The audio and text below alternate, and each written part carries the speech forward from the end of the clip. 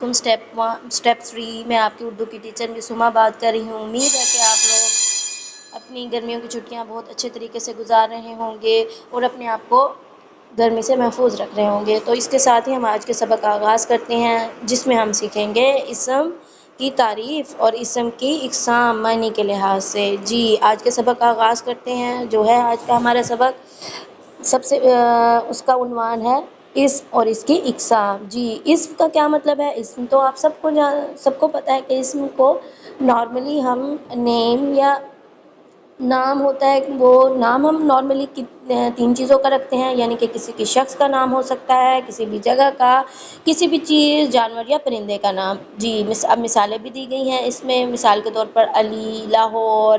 اب علی کیا ہے؟ علی کسی شخص کا نام ہے، لاہور جگہ کا نام ہے، کتاب کسی چیز کا نام ہے، آم کیا ہے؟ پھل ہے، پھل کیا ہے؟ وہ ایک چیز ہے، کوا ایک پرندہ ہے، طوطا بھی ایک پرندہ ہے، بلی اور شیر کیا ہے؟ کسی بھی جانور کا نام ہے۔ جی یعنی کہ اسم سے مراد کسی بھی شخص، چیز، جگہ یا جانور کے نام کو اسم کہتے ہیں۔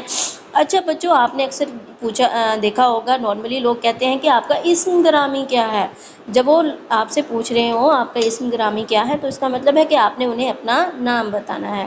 جی اب ہم اسم کی اقسام دیکھیں گے۔ اسم کی 2 اقسام ہیں، ایک تو اسم سب سے پہلی اقسام ہے اسم معرفہ، یعنی کہ کسی بھی خاص شخص، جگہ یا چیز کا نام۔ کسی بھی خاص شخص، جگہ یا چیز کے نام کو اسم معرفہ کہتے ہیں۔ مثال کے طور پر علی جو ہے، علی محمد علی، کوئی خاص اسپیسیفک کسی بھی انسان کا نام ہو سکتا ہے۔ لاہور پوری دنیا میں صرف ایک ہی شہر لاہور ہے جو کہ خاص نام ہے، مطلب اب یہ لاہور تو کسی اور کا نام نہیں ہو سکتا نا۔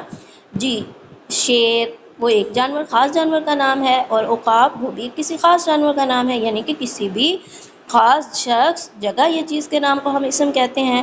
اور اس کے بعد اسم کی اور ایک قسم ہے جس کو کہتے ہیں اسم نکرہ، جس کا مطلب ہے کہ عام نام۔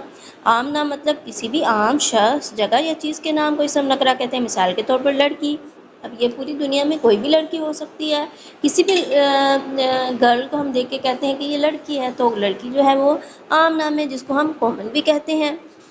شہر، اب دنیا میں بہت سارے شہر ہیں، کوئی بھی شہر ہو سکتا ہے، مطلب ہم کسی بھی ملک کے اندر جو موجود شہر ہیں، ہم کسی بھی ایک شہر کو شہر کہہ سکتے ہیں۔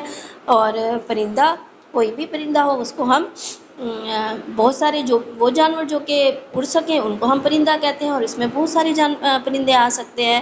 امید ہے کہ آج کا سبق آپ کو یہ اچھے طریقے سے سمجھ آ گیا ہوگا، اور آپ لوگ اپنے سمر ٹاسک میں آپ کو یہ ویڈیوز دیکھنے کے بعد اس کو سولو کرنے میں آپ کو مدد بھی ملے گی۔